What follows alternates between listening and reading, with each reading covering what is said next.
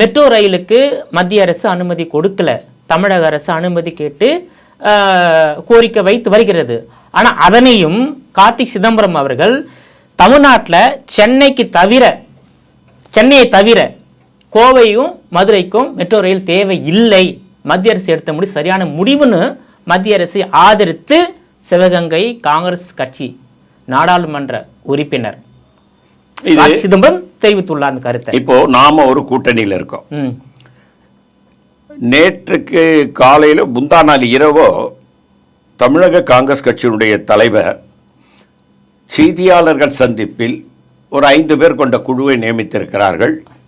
எங்களுடைய கூட்டணி திராவிட முன்னேற்ற கழகத்தோடு உறுதியாகிவிட்டது, நாங்கள் தான் அவர்களோடு பேசப் போகிறோம், திராவிட முன்னேற்ற கழகத்தோடு தான் கூட்டணி என்பதற்கு உறுதியாகிவிட்ட காரணனால் மற்றவர்களோடு கூட்டணியா என்பதை முற்றுப்புள்ளி வைத்தாகிவிட்டது. ஆமா, பார்த்திருப்பீங்க. ஆமா.